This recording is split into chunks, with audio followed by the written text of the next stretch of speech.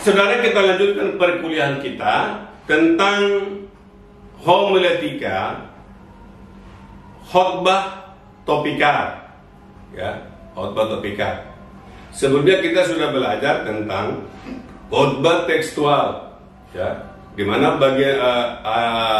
topiknya diambil dari teks Alkitab dan maksimal 3 ayat, dan dari sana diambil, ya, preposisinya, dan bagian-bagiannya diambil dari ayat itu, dari ketiga ayat, ya, 1 ayat juga bisa, dan dari situlah disusun kerangka. Nah, kalau untuk khotbah topikal itu berbeda. Pertama, saudara yang harus menentukan topiknya, ya, saudara yang menentukan topiknya. Jadi kita bebas, lepas dari teks, ya. Nah, mungkin saudara baca kitab boleh dari teks, tapi saudara yang menentukan topiknya, lepas dari teks. Itu dulu definisinya. Nah, dan khotbah topikal itu adalah khotbah yang bagian-bagian utamanya diambil dari topiknya atau pokoknya, lepas dari teks, ya. Nah, contoh subjek atau dari Alkitab, ya, dia mungkin, ya, keselamatan, persepuluhan, kasih, surga, neraka, ya, pengampunan, pengucapan syukur, hari ibu, hari Natal, apa saja yang menjadi topik, saudara yang menentukan. Nah, tetapi dikala saudara tentukan topiknya, maka saudara harus melihat, harus mencari ayat untuk mendukung topik yang saudara tentukan. Jadi walaupun tadi dia lepas dari teks untuk mencari topiknya, tapi khotbah yang topikal yang akan saudara khotbahkan itu harus ada teks yang mendukungnya, sehingga saudara disebut sehingga saudara tidak disebut ngecap, ya. Nah, ada 5 langkah yang harus kita lakukan di dalam membuat khotbah topikal, ya. Nah, pertama kita menemukan topiknya, ya. Tadi dari mana saja, ya, dari konkordansi juga bisa, ya. Nah, setelah itu menemukan teksnya. Setelah ada topik, temukan teksnya, lalu memformulasi ide khotbah, ya. Harus ada idenya. Jadi ide khotbah itulah yang saudara berikan untuk dibawa jemaat pulang, ya. Jadi artinya khotbah itu harus punya ide. Lalu untuk membuat ide itu bisa tersampaikan dengan baik, maka saudara harus membuat struktur. Artinya struktur itulah yang membuat bangunan itu bisa begitu berdiri, ya, sehingga khotbah itu bisa tersampaikan dengan baik. Lalu yang kelima, menulis khotbah dalam garis besar. Jadi setelah tadi ada bagian utama, maka saudara juga harus buat bagian tambahan, dan bila perlu ada eksposisi, ya, ada ilustrasi penerapan, tapi tidak harus, ya, tidak harus. Nah, saudara, kita lihat bahwa dikala kita ini seperti bagian di samping, maka setelah ada topik, kita cari teks. Setelah cari teks, lihat idenya, dari teks itu juga ambil idenya, ya. Nah, baru ada strukturnya. Setelah itu buat outline garis besarnya. Nah, seperti yang di samping, ya. Nah, langkah pertama kita mulai menemukan topik dari mana, ya. Tentu, ya, Alkitab, ya, kita banyak topik yang harus kita khotbahkan, ya. Nah, baru ada kamus Alkitab juga, ada dictionary, kan, kamus Alkitab. Nah, di gadget juga ada, di HP, ya, ada dictionary. Nah, ada ensiklopedia. Nah, ensiklopedia Alkitab.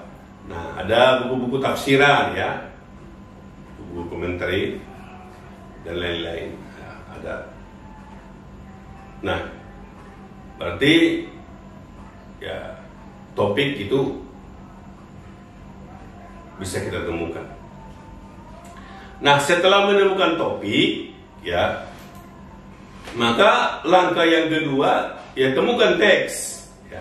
Tadi saya terangkan di awal bahwa topik itu harus didukung oleh teks ya, karena firman Tuhan yang dituliskan di Alkitab itu harus itulah yang kita suguhkan kepada mereka ya.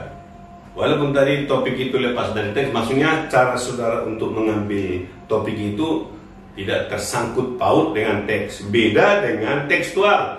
Kalau tekstual, topiknya itu ya, atau yang disebut dengan preposisinya itu, ide khotbahnya itu harus dari teks itu. Nah, setelah kita temukan teksnya itu, ya, teksnya itu, maka kita susunlah kerangka khotbah topika. Nah, misalnya kita pikir nih, saya mau buat judul topiknya atau judulnya bahwa tentang Yesus Kristus adalah Tuhan yang layak disembah. Nah, lalu di manalah ayatnya, kita coba cari, ya. Lalu nanti kita lihatlah di dalam 2 Korintus 5 ayat 21, ya. Atau di manalah ayat Alkitab yang bisa menerangkan bahwa Yesus Kristus adalah Tuhan yang layak disembah, ya. Nah, bisa saja seperti Paulus, ya, bahwa Yesus Kristus adalah Tuhan yang telah bangkit, ya, dan duduk di tahta, misalnya. Nah, coba cari. Tapi dalam contoh ini kita ambil dari 2 Korintus pasal 5 ayat 21. Lalu kita buatlah satu pendahuluannya, ya. Misalnya begini, banyak orang yang bertanya-tanya siapakah Yesus itu sehingga dia layak disembah. Ya. Nah, misalnya saudara bisa mulai bahwa Yesus itu adalah anak tukang kayu. Kok dari mana dia dapat pengetahuannya? Nah, orang mulai mempertanyakan kenapa dia disembah. Nah, baru buatlah kalimat tanyanya. Kalimat tanya begini, mengapa Yesus layak disembah? Baru kalimat kuncinya atau transisinya, ya, harus bertalian dengan topik atau judul khotbah itu. Karena kita katakanlah Yesus Kristus adalah Tuhan yang layak disembah. Mari kita simak 3 kebenaran penting tentang topik ini, ya. Nah, lalu katakanlah yang pertama, misalnya, karena ia menyatakan dirinya dalam rupa manusia.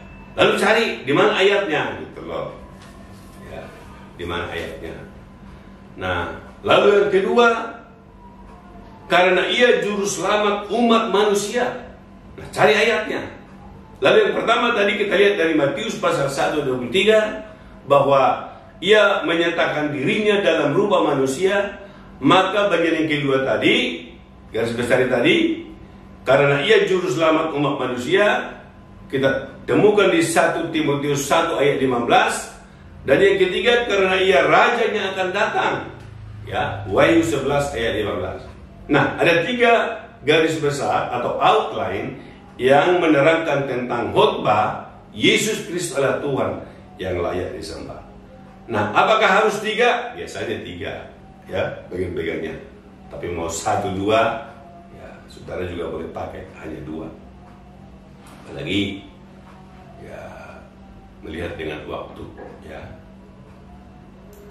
Nah, baru langkah yang ketiga, kita harus merumuskan ide khotbah, ya. Artinya bagaimana ide khotbah itu yang baik? Yang pertama, dia bagian utama itu harus menurut susunan logika. Jadi dia runtut begitu rupa, ya. Artinya dari yang rendah mungkin, atau peristiwanya juga urutannya dari 1, 2, 3. Jangan beraduk-aduk gitu ya. Nah, baru yang kedua, bagian utama boleh merupakan analisa pokok. Jadi misalnya pokoknya apa, kita analisa, lalu bikinlah bagian utamanya. Nah, tapi selalu saya ingatkan harus ada teks yang mendukungnya. Ya, karena kita kan memberitakan firman Tuhan, bukan memberitakan ide kita. Jadi ide khotbah tadi itu harus ada firman Tuhan yang mendukungnya, dan kita ambil juga bagian utama, bagian kedua, bagian ketiga, itu harus ada ayat firman Tuhan yang mendukungnya. Ya, makanya kita harus kaya dengan ayat. Lalu berikutnya kita coba latihan, ya, latihannya, ya coba lihat yang samping. Ya, siapkan satu kerangka khotbah topikal dari 1 Tesalonika ayat 17 dengan judul apa judulnya, bikin pendahuluannya, kalimat tanya, ya, baru transisi, kalimat kuncinya, bikin garis besarnya, bikin kesimpulan. Yang kedua, siapkan satu kerangka khotbah topik dari Amsal 16 ya, ayat 20 dengan judul pendahuluan, kalimat tanya, transisi atau kalkun, garis besar, dan kesimpulan. Nah, boleh juga yang lain ya. Yang penting tadi konsepnya saudara harus memahami, cari topiknya, baru dari topik itu buat preposisinya. Nah,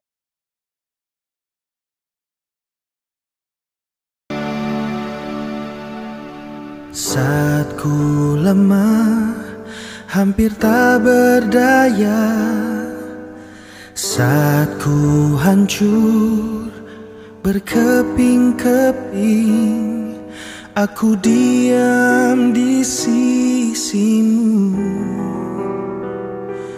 Aku mencari wajahmu.